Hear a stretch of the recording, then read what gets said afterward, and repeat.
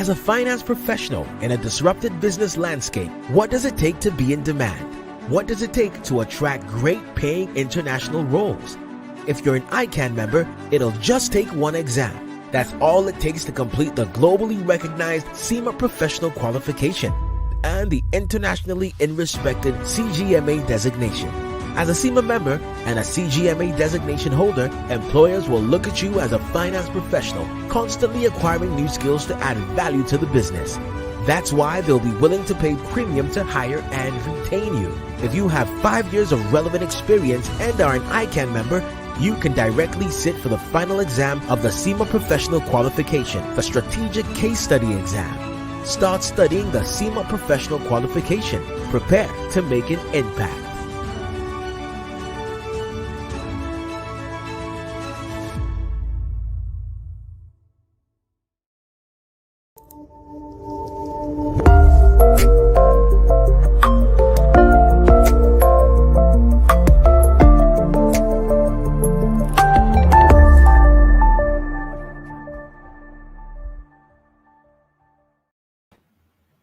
It's a great day. It's a great year, 2024.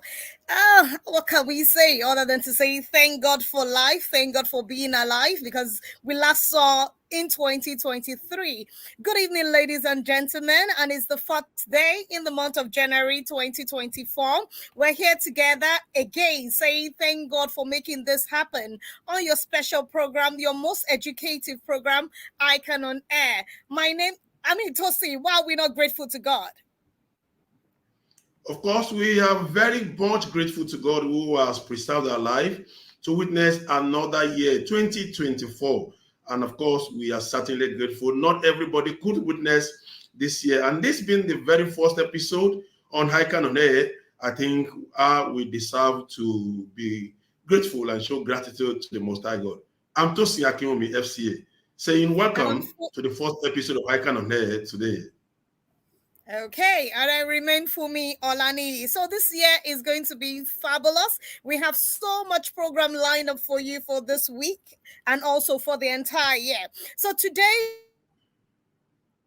is going to be something different because we want to set the pace for 2024. But Tosi, you can then shed more light on the guests we have on the program today.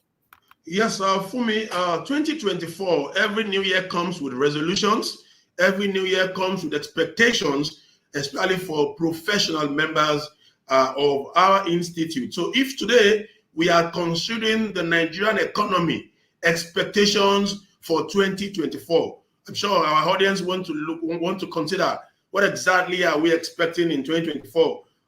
Just this morning, we woke up with a rumor that the PMS price is 1,200 naira, and everybody were like, is that correct? Could it be so? Is this the new thing we are to expect in 2024 and all that? But of course, we have our own erudite in the house today in person of Dr. Muda Yusuf, who will be shedding light on the topic, expectations for 2024, the Nigerian economy, expectations for 2024. Of course, our guest on the show, Dr. Muda, is an albino, of course, is widely known in Nigeria and beyond. And of course, even on ICAN-ngr, this is not the first time. He has come so many times on the show and he has come to share his experience and skills. Dr. Muda Yusuf is the immediate past Director General of the Lagos Chamber of Commerce and Industry, LCCI, and is currently Director and CEO of Center for Promotion of Private Enterprise, CPPE. I wouldn't say more than that. Like I said, Dr. Muda is widely known. But however, we'll go on a short break now. But before this short break, something happened. We lost a gem. Fumi, we lost one of our revered presidents last week in person of Mr. Emmanuel Itoya Ijewere at the age of 77. That's a big loss to the institute. It's a big loss. We pray that God will grant the family, will grant them fortitude to bear the irreplaceable loss, and of course the members of the institute where it belongs to. God will also give us that fortitude to bear his irreplaceable laws. So, Amen. for me, what do you have to say about our revered past president, who was the president between 1986 and 1997? I would say he was one of the people that set the pace for accounting and also taxation, and he's known for VAT in Nigeria. So we want to say, may his soul rest in perfect peace. And God will grant the family the fortitude to bear the loss. Amen. Amen. So let's quickly go on a short commercial. I'll be right back with the guest on the show, and we'll quickly move on the expectations for 2024. Don't go away. Stay with us. As a finance professional in a disrupted business landscape, what does it take to be in demand? What does it take to attract great paying international roles? If you're an ICAN member, it'll just take one exam. That's all it takes to complete the globally recognized CIMA professional qualification and the internationally respected CGMA designation.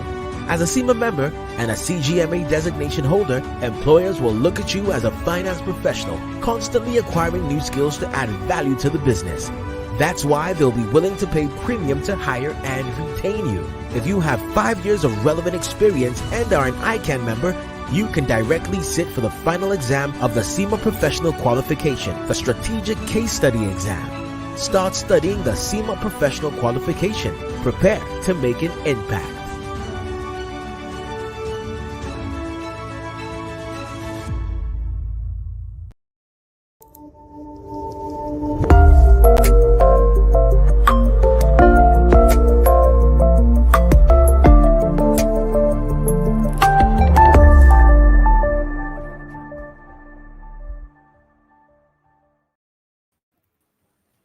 Okay, it's still ICAN on air, and before the break, we said we're going to have an erudite scholar in the house, and he's not a stranger to ICAN on air, and we're so proud of you. We're so grateful for you to accept our invitation to be here today. Dr. Muda Yusuf, you're welcome, sir.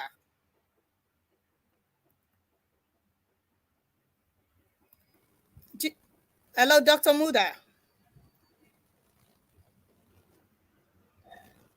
Yes, I'm with you. All right, you're welcome. I just wanted you to say something to the audience so they know you're with us in the studio today. So say thank you so much for being here, sir. And you've done so much in terms of business wise and financial analysis for the nation, and we're so happy that you have accepted to be here today. So perhaps I want you. A lot has happened even in this year, 2024. We started with December, and a lot has happened within the economy and everything around Nigeria. So it's a new year, and generally you have expectations from people, from organizations, and even from different nations across the world. So what would you say, sir, about there are lots of economic activities that are taking place? In fact, today a lot has happened, and definitely we know that the news will carry some of those information tonight. So would you want to share some of the in-depth knowledge and skills and expertise that you have around the economic dynamics across the globe, sir? Yeah, thank you very much for this opportunity. My appreciation to the ICAN on Air team. It's a great opportunity and a great privilege to address this cream of professionals. And let me also extend my commiseration to ICAN on the loss of the past president of ICAN, our erudite Mr. Jewelry. Now, talking about the economy, let's start with a brief review of the economy in 2023. I was speaking to some people and I said, anyone that survived 2023 will survive anything, whether you are individuals or you are a business, because it should not get worse than that. And I believe that it cannot be worse than that. So my belief from what we experience is that we can say that the worst is probably over. as far as the economy is concerned. I say this because of the peculiarities of 2023, which are not likely to be repeated in 2024. First, let me say that we had two major transitions, as it were, in 2023. And those transitions had significant implications for the economy. The first was the political transition. The second was a kind of economic transition.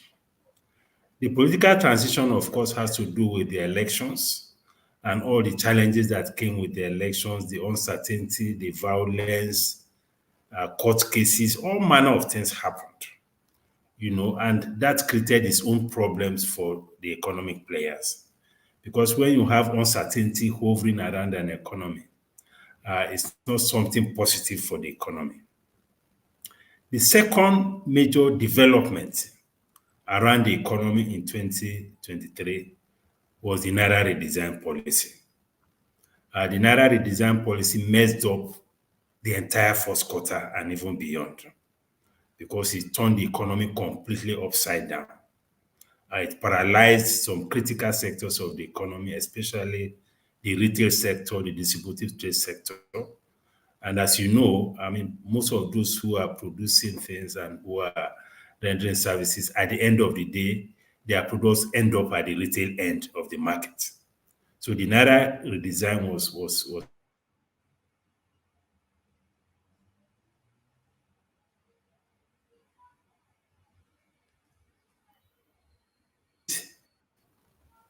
we are not likely to see a repeat of such an incident in 2024. Then the two major economic reforms that we had were the fuel subsidy removal and the foreign exchange convergence. Those were the two biggest economic reforms, and the impact on the economy was very profound. The reforms were necessary, in my view. They were inevitable because it was necessary to pull the economy back from the brink, which is why we needed to have that reforms. Unfortunately or regrettably, the impact was very severe, both on businesses and on the welfare.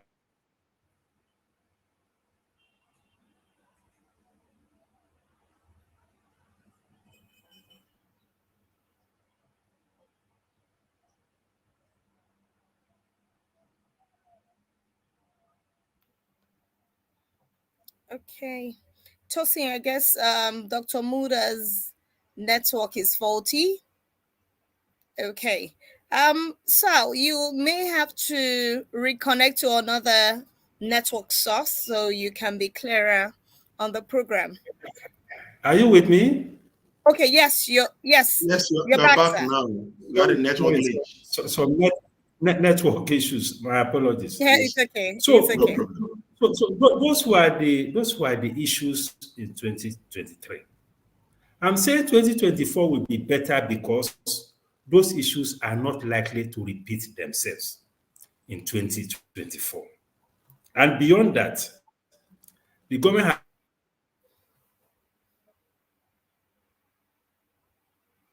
has taken a decision that the Naira will redesign permanently. So we are not likely to see any such thing again in 2024.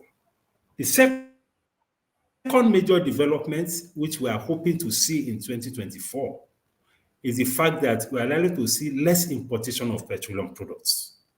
This is important because our import dependence for petroleum products had a significant effect on our foreign exchange. It's putting a lot of pressure on the foreign exchange market. We are spending anywhere between $1 billion to $1.5 billion importing petroleum products. And from all indications, a good part of that pressure will be taken off, with the Dangote refinery coming and with the, some NNPC refineries and even some modular refineries. So that is likely to help to conserve our foreign exchange. The second major expectation this year is the fact that the CBN is likely to make a lot more progress in the clearing of the backlog of the maturing obligations in the forex market. The more we're able to make progress with that, the more we're able to restore confidence in the foreign exchange market, and the more we're able to stabilize the market. As you know, developments in the foreign exchange market is very critical and very central to investors' confidence generally, whether you are talking of domestic investors or we are talking about foreign investors. Then there's a lot of progress around dealing with issue of the crude oil theft, which will help to ramp up the oil. Then also a lot of progress with regard to fiscal consolidation. I'm talking about the improvement in government revenue. The trajectory we are seeing is that the level of government revenue is likely to improve significantly in 2024, going by the tax reforms and going by the effect of both the fuel subsidy removal and the reform of the foreign exchange market. And if the fiscal space improves, then the macroeconomic environment is likely to improve.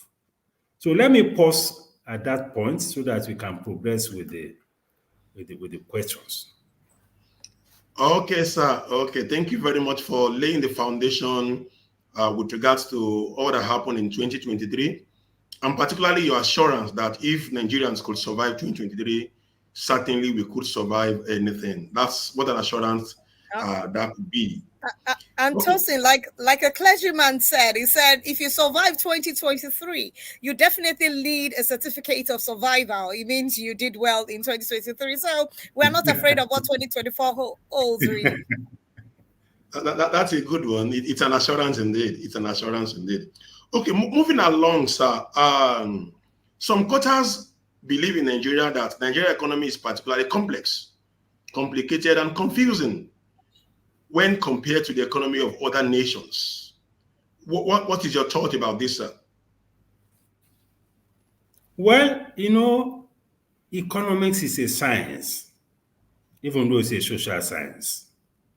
And one of the attributes of a science is some measure of predictability. But because it's a social science, there's a human element to it, which sometimes can make it not completely predictable, you know. So it is that component of the human element that sometimes makes it a bit complex, because sometimes you cannot predict exactly what the outcomes will be. Now, most of us that are economists have canvassed for some of the reforms we have today, the fuel subsidy removal and the exchange rates convergence. But not many of us thought that the outcome would be as devastating as it had been, even though those reforms were necessary. That's an indication of how unpredictable some outcomes can be. Secondly, the fact that we have a large informal economy sometimes can make the dynamics a bit complex, because the informal economy in most cases are not within the regulatory radar. So sometimes when you take on some policies, the fact that you have a large informal economy sometimes can affect the outcomes of those policies. You know, so this is why sometimes then there is also the element of corruption.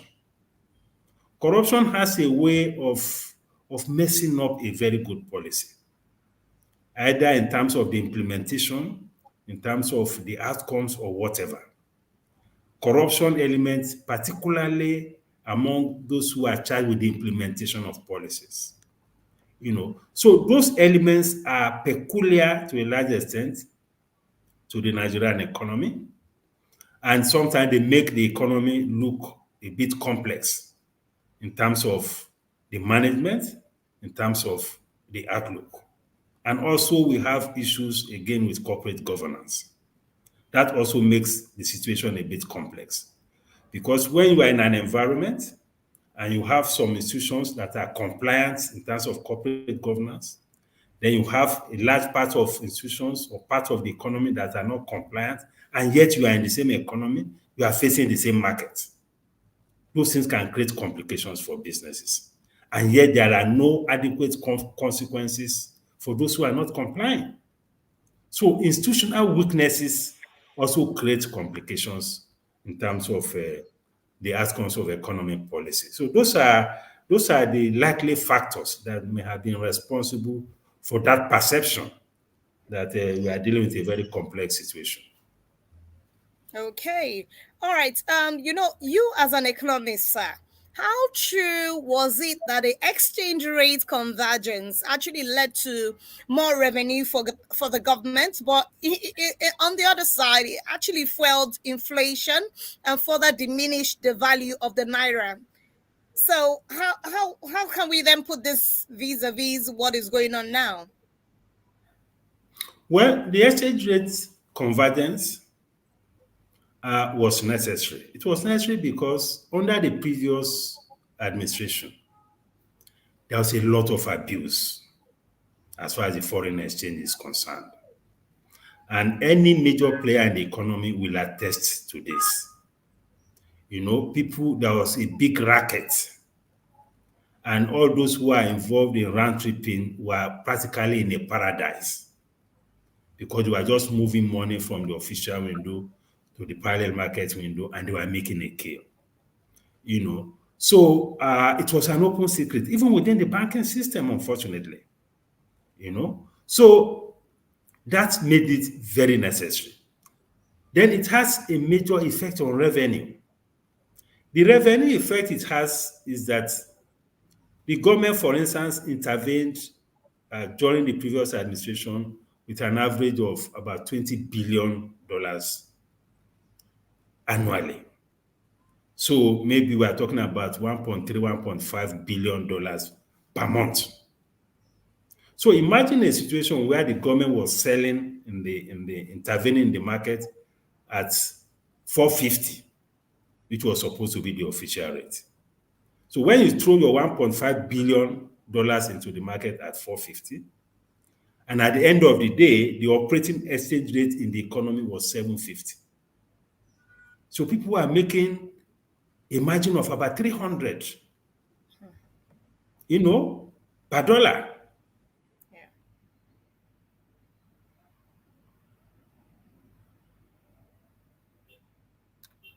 Okay. All right. This particular development led to a loss of revenue. And from even the recent reports that we are getting, the revenue impact is beginning to manifest, with government. And we were told that in the last 6 months or so, we were able to make over ₦1 trillion from the foreign exchange differentials. And I'm sure it can even be better as we progress. It's so low because the CBN doesn't have the capacity to intervene as it used to intervene. If the intervention level improves, the revenue outcomes will also improve. And definitely, of course, it had implications for inflation because the economy is highly sensitive to developments in the foreign exchange market. The economy is highly import dependent.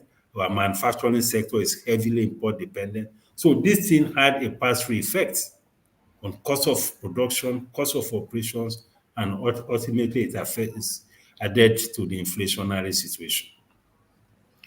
Thank you so much, sir. I'm still talking on the abuse of processes that you just mentioned about. So some technocrats believe that the Nigerian macroeconomic environment did not show any remarkable improvement in 2023 because of the monetization of deficit was grossly abused. Do you agree with them, sir?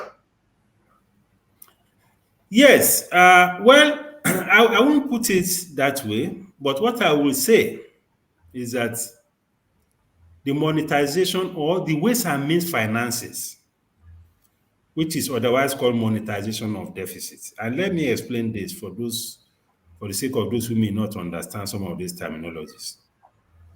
The ways and means finances is also called monetization of deficits. Some call it printing of money by the central bank, to be able to finance the deficit of the federal government. Now, when you have a situation where the central bank is throwing so much money into the system, ideally, the ways and means should be like an overdraft, which the law, according to the CBN, should not exceed 5% of the actual revenue of the previous year. But what we saw under the previous administration was completely different. There was a gross violation of that provisions of the CBN Act, to an extent that at the close of the administration, the waste and means financing was close to 26 to 27 trillion naira. And there was no disclosure. That is even what made it worse. So it was at the end of the administration that the National Assembly was rushing to approve it, to securitize it. And what securitization means was that the government was trying to legitimize it or normalize it through the National Assembly. So the National Assembly hurriedly approved it, and it's also amazing that a retroactive approval was given for 23 point something trillion, which was not initially approved. There was no appropriation, and the money had been spent. But because of the way both the National Assembly and the then executive were operating, they approved it. So that was now offloaded from the CBN books into the debt management office. So that was how the debt profile jumped from 49 trillion to 87 trillion today. So that is where we are. And you can imagine the implication of that kind of jump in terms of the debt profile and the implications for debt service. Interesting. Okay, we are still with Dr. Muda Yusuf, and the topic is the Nigerian economy expectations for 2024. I just needed to acknowledge some of the audience that are here, and I've been seeing a lot of comments. Some are saying you're doing so well, sir, and other people have questions. But of course, we will read out the questions eventually. But I want to acknowledge Fatade Johnson, Shosaolu Olusoji, Abel Aigodion, saying thank you for joining, Zaka Abakuk, and also Ajiboye Arimaya. So we'll say thank you so much. You can get the comments going, and then we'll go on a commercial break now. When we come back, we'll please have your questions, and Dr. Muda Yusuf can take them all in. So we'll be right back after the commercials.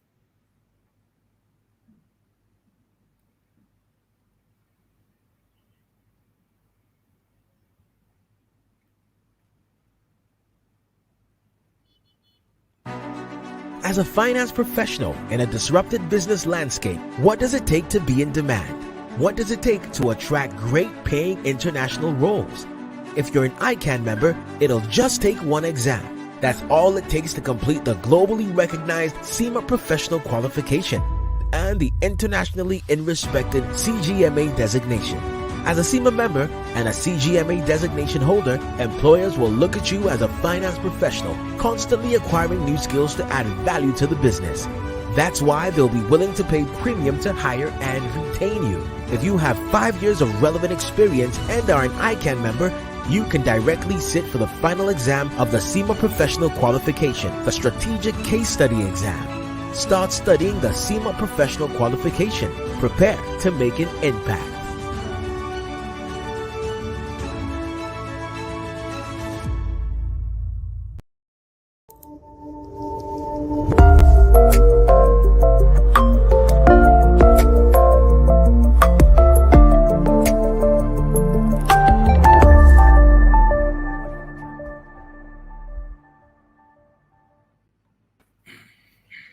If you are just joining us, ICAN-ngr today, the first episode in year 2024, we are in here discussing the topic, the Nigerian economy expectations for 2024. And we have our own guest in the house today, Dr. Muda Yusuf, who has been providing insight on the various questions we have here today. Feel free to send in your questions, and we assure you that within the ambit of time, we'll be able to take those questions too.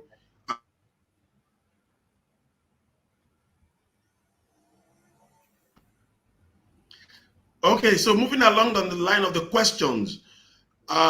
In November 2023, President Bola Ahmed Tinubu appointed you as the board member of the Nigerian Customs Service. On that note, we want to say congratulations on your appointment, sir. However, barrier to trade has been a major issue in Nigeria. So we want you to speak to our global viewers on trade facilitation and what Nigerians should expect in 2024 regarding trade facilitation, sir. Well, the concept of trade facilitation is to ease the way people do business in international trade, to reduce the cost of the processes and the procedures in international trade. The customs, of course, has a major role to play. Indeed, the custom has two key mandates. The first mandate is revenue generation. The second mandate is trade facilitation. But unfortunately, there has been too much emphasis and spotlight on the revenue functions of the customs. So much so that the meeting revenue target has become the predominant or the overriding KPI for the customs. Now, with the current administration, there's a new focus around that because the president has said repeatedly that he's committed to ensuring an investment-friendly environment, removing barriers to investment. And one of the key areas in which barriers needs to be removed is in the international trade process. So a lot of reforms are in the works currently, and luckily the current CG of Customs, the current chairman of the Board of Customs, who is also the finance minister, and as well as the president, are committed to ensuring that we have an improvement in trade facilitation. So the trade facilitation agenda under this administration is going to be much more, it's going to be driven much harder. It's going to be more elevated, than it used to be. So that is why some of us, at least two of us, were nominated from the private sector to be on the board to facilitate the driving of the trade facilitation agenda. So we are going to be part of the reform process. We are going to also be relating to operators in the private sector, get their feedback, and help to follow that through in the reform process. Yes, with you as a member of the board, we can go to sleep knowing that you're going to perform. So thank you so much, sir, for that. For answering that question. I mean, while that question was on, Fagbola Temitokwe Adeni, he asked a very crucial question. He says, I hope this year there will be proper handshake between the monetary policy and the fiscal policy. I guess we can answer that question after all. It's not in your place to answer it. And I also acknowledge Ibrahim Mustafa for being part of this program. Alex Fabi, thank you so much for being part of this question. So, Sam, according to the International Monetary Fund, in October 2023, there's a report on the special issue which says on the in pursuit of stronger growth and resilience. So in that report, is there a way to avoid or escape the projected IMF calamity of, there's a projection of 2024 as 38.8%, which happened in 2023. So would you say that the Nigerian government debt would rise by 4.3% of its GDP, sir? Now, first of all, let me comment on the coordination of fiscal and monetary policy. As you know, the president is laying a very strong emphasis on policy coordination. In fact, he has nominated a very senior person of a ministerial rank to be in charge of coordination of policy. So the policy coordination level is likely to be much better under this administration. That is one. Secondly, the CBN governor, Dr. Yemi Cardoso, and Mr. Wale Edun have been working together even when they were in Lagos State. They are great allies of the current president. So there is even an existing chemistry between them, both at personal and at official level. And now we have a coordinating minister for the economy. Part of the responsibilities of the coordinating minister is to coordinate policies. without prejudice to the independence of the central bank, since they are all working for the same government.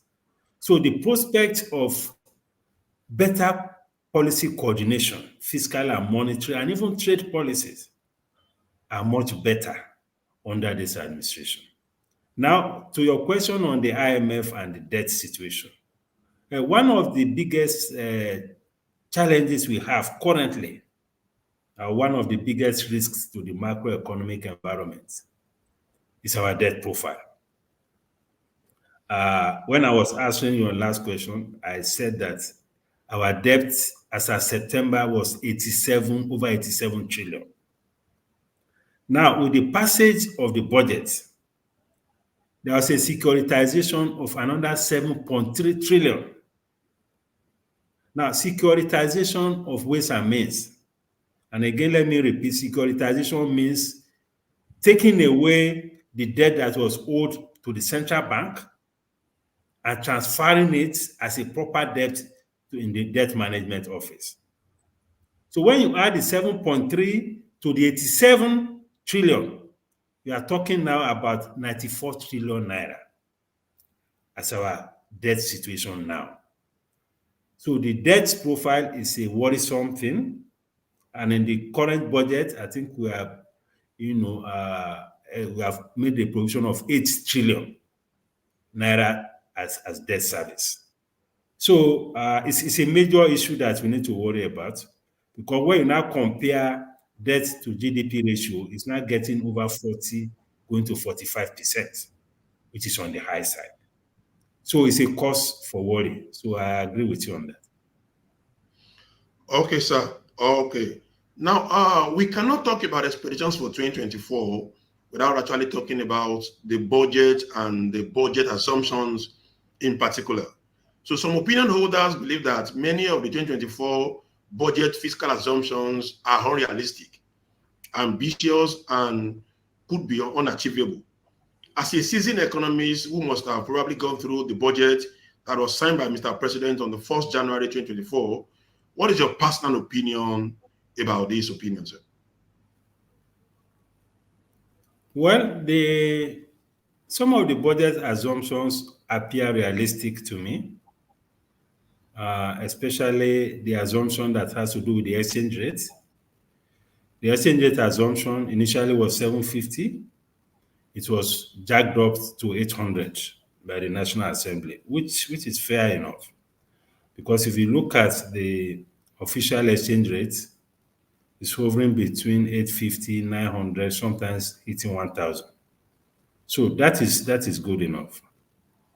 The one that I worry a bit about is the oil production or oil output assumption, crude oil output assumption, which was put at 1.7 million barrels per day. Given the challenges that we are still grappling with in the Niger Delta with respect to oil production, and given the trend so far in the last 1 or 2 years, because we have been struggling to make 1.2, 1.3. Now we are talking about 1.7 million barrels per day. It looks a bit ambitious to me. And on top of that, OPEC quota is now even 1.5.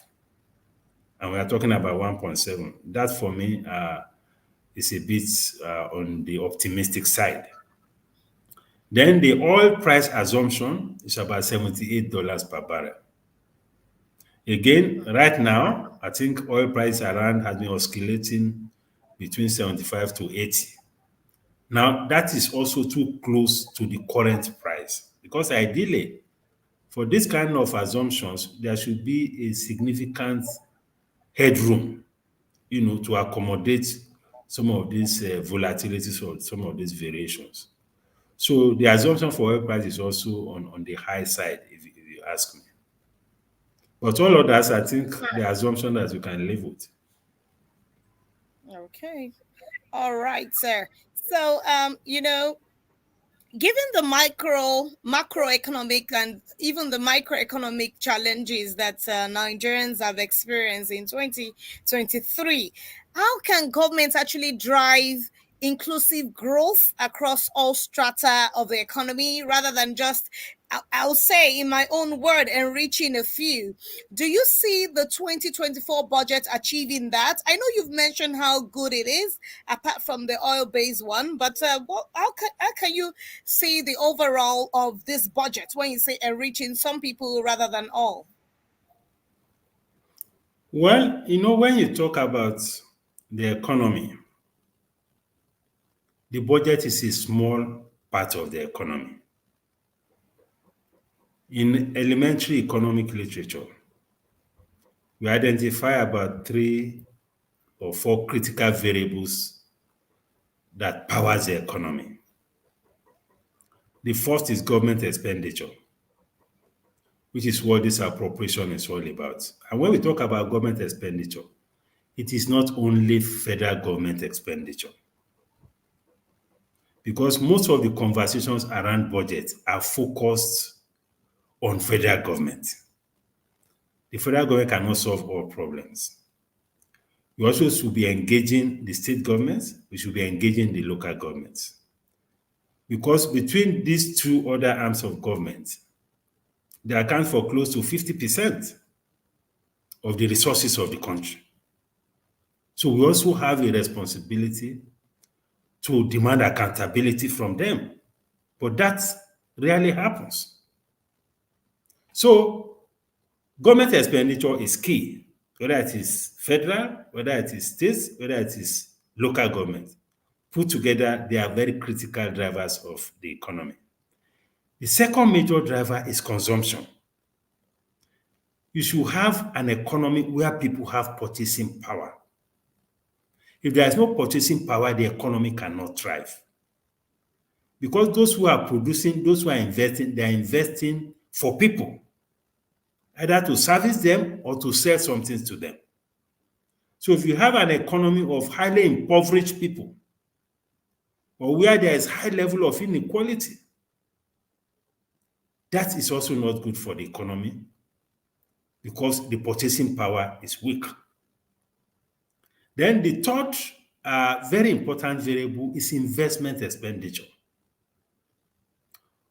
We need to create an environment. I'm not talking of budget now. Policies, regulations. Those things help to drive investment. So the higher the investment growth, the higher the economic growth. And if investment is growing, revenue ultimately will grow.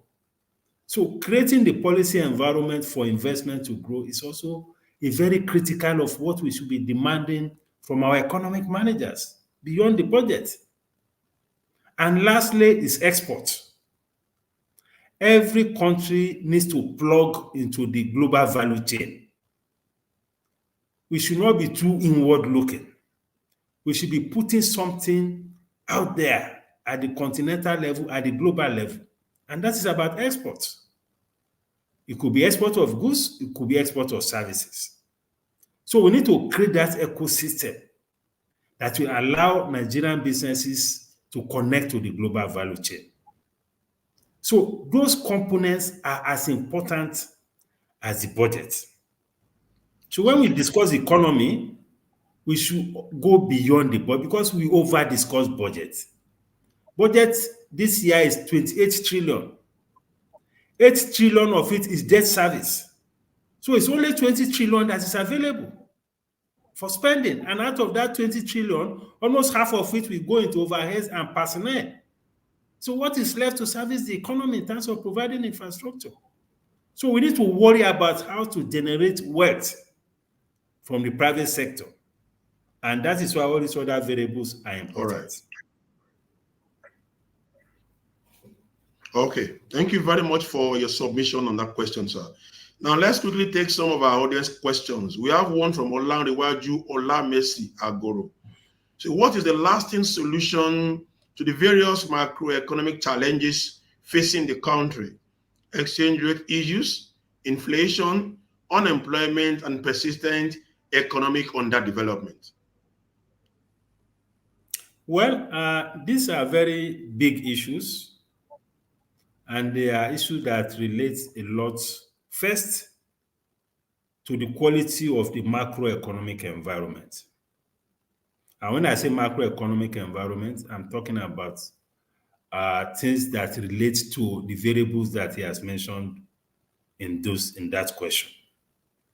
And in order to stabilize the macroeconomic environment, we need to have a good handle on the rate at which the CBN is financing deficits, which is the ways and means that we discussed. It is not for nothing that the CBN Act says that the CBN should not be providing money to the federal government more than 5% of actual revenue, although it has been reviewed now to 15%. So compliance at the level of the central bank is very critical to ensuring the stability of the macroeconomic environment. So that is very key. Secondly, the rate at which we incur fiscal deficits. If the deficit spending is too high, if we are not keeping our expenditure within the limits of our revenue, and there is too much of borrowing, too much of pressure on the finances of government, that also creates problem for the macroeconomic environment. Thirdly is issue of productivity in the economy. Because I talked about issue of exports and even issues of inflation. It's a function, these are functions of productivity in the economy. We need to spend government resources in a way that will enable operators in the economy to be more efficient, to be more productive. And that is speaking to the issue of infrastructure. I mean, if you are talking of manufacturing, for instance, you cannot industrialize an economy if you don't have infrastructure, if you don't have power.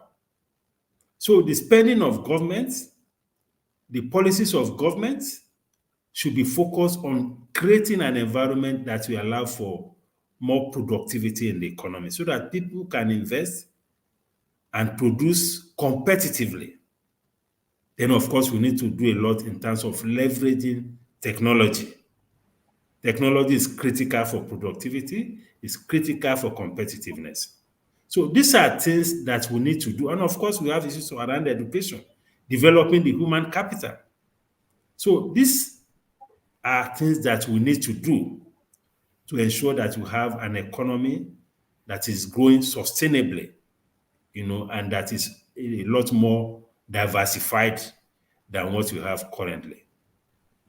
Okay, sir. Because you spoke about technology, I'd like to, I have a question on that, but I wanted to acknowledge a message from Iyenoma Egeho.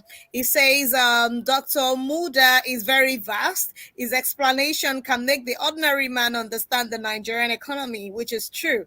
That is why we have him today on ICAN-ngr. So the question for me on technology is, riding on your last answer, is, technology and automation are continuously being employed and deployed by different nations, and it helps the 21st century. You can't do without it. So as a seasoned economist and a knowledge coach, what is Nigeria's 2024 outlook on technology and innovation despite the soaring energy costs?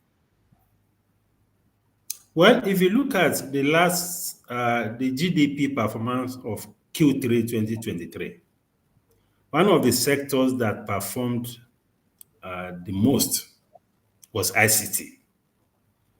Even in spite of all the problems we have in the economy, the ICT sector is doing very well. Just as we have other sectors like trade, like the food and beverage, like cement and so on. And the good thing about the IT sector is that we have a very good minister driving that sector.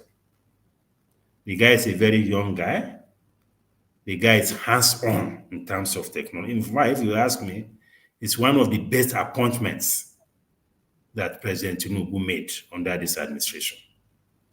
So the guy is on top of issues of technology. And a lot of youth, I think, are taking advantage of all the initiatives that the guy is bringing on board as far as technology is concerned.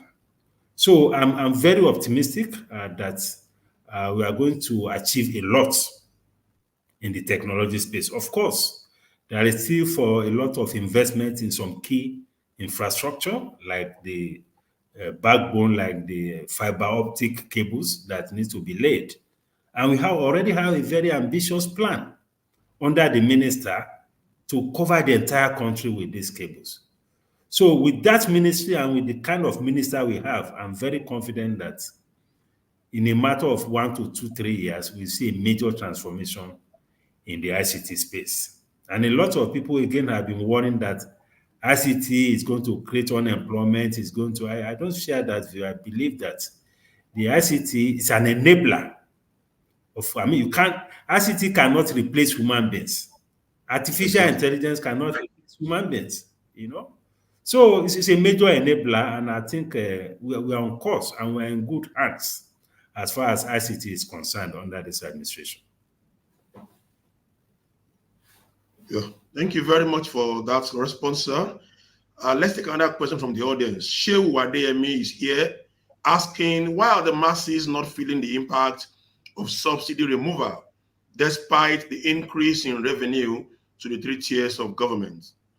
Over to you, Dr. Muda. Well, that's a very important point, because the subsidy removal, in a way, has also moved resources from the pockets of the people into the treasury of government. Of course, it has other advantages, blocking loopholes, corruption, smuggling, and those are other advantages. And the expectation of the people, and rightly so, is that with the subsidy removal, the benefits of it will be plowed back.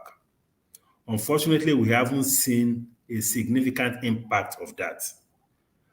We have seen some social intervention programs here and there. Only recently, we heard that the lady in charge of the social investment program has been suspended. There are issues of fraud and all of that. EFCC has stepped into the matter and all of that.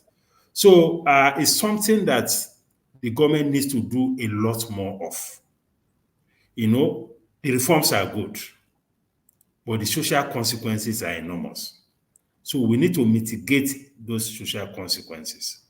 And as citizens, we need to continue to demand accountability, because that is what democracy is all about. I agree with the person who has the question. We need to see a lot more impact in terms of cushioning the effects in an inclusive way. Of course, we have seen some soft loan distribution of maize and all of that, bag of rice in some states.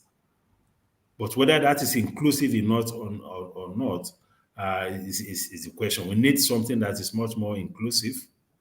Need something that eases the cost of living, the cost of food, the cost of transportation. I think that we need to see more of that under this administration. Okay, sir.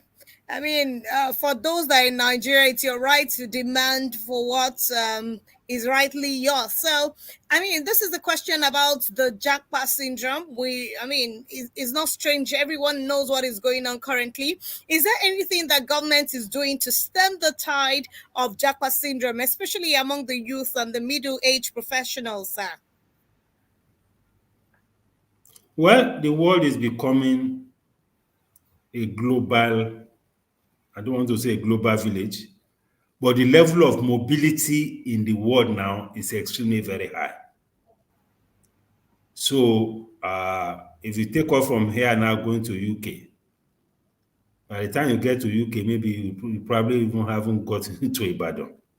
So it's as easy as that.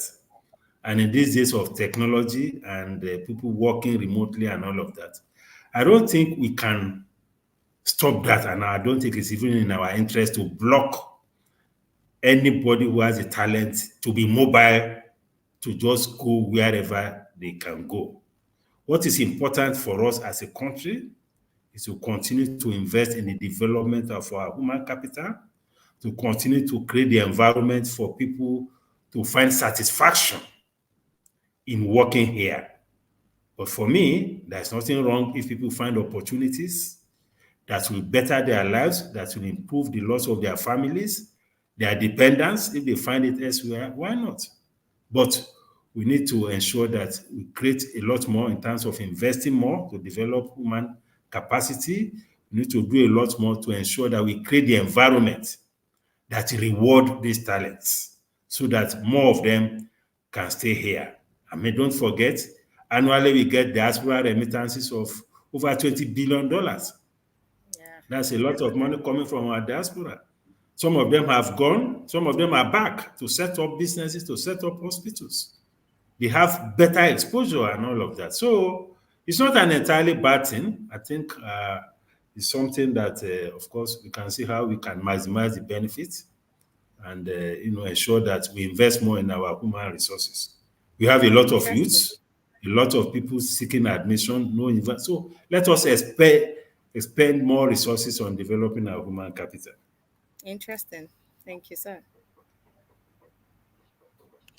Yeah, Doctor, in closing, as the immediate past Director General of the Lagos Chamber of Commerce, LCCI, and the current Chief Executive Officer.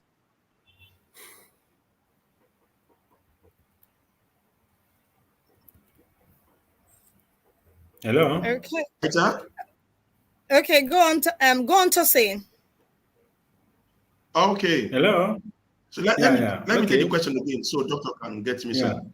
So I said in closing that how can you, of course, being the current CEO of CPPE, so how can your center and ICAN collaborate to make Nigeria's 2024 economic outlook brighter, better, and positively impacting?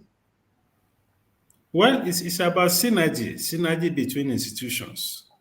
What we do in CPP is essentially advocacy to ensure that we have the right kind of policy environment, the right kind of regulatory environment that will facilitate the growth of investment and the growth of business. Our advocacy needs to be strengthened. It needs to be more potent. It needs to be more inclusive because the government needs as much ideas as they can get. No, not all the ministers also have full knowledge of, industry knowledge of where they are. So they need a lot of feedback from those of us that are stakeholders in this economy. So we will explore opportunities for synergy. And let me say also finally that as accountants, we also need to be on top of our business strategy, to help the resilience of our institutions. We need to minimize the exposure of our companies or of our clients to foreign exchange, because foreign exchange is becoming a big issue. The greater the exposure of companies to foreign exchange, the more difficult it becomes to be able to navigate the current challenges. We also need to be careful on leveraging.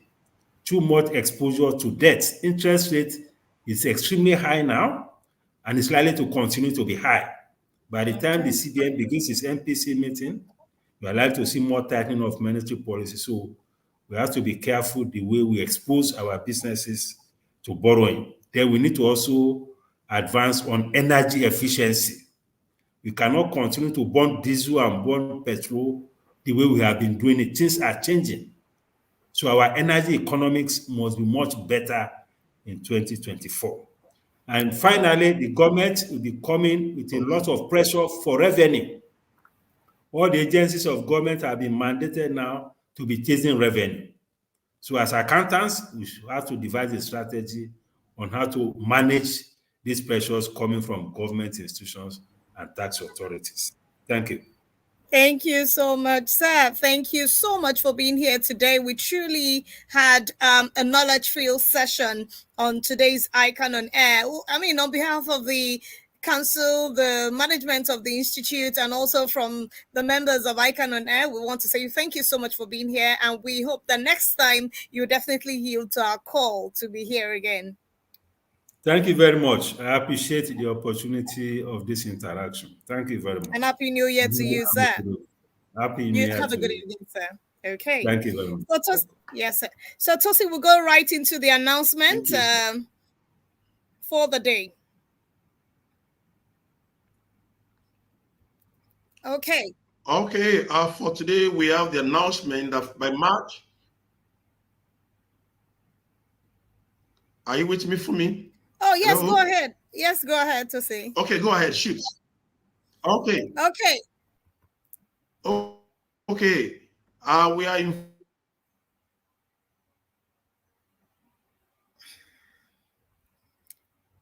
All right. I think Tosi's network is a bit fluctuating. We just have the ATS examination. Make sure you register on time. And also to say RIP to our very own past president, Mr. Ijewere. Thank you so much for being part of the institute and for building this strong institute for us to live in. For the examination. Okay, so on behalf of everyone, we want to say thank you so much for being here and have yourself a lovely evening. My name remains Fumi Olani, and my co-anchor Tosin Akiwumi FCA will say have yourself a lovely 2024 year. Thank you very much, and bye for now.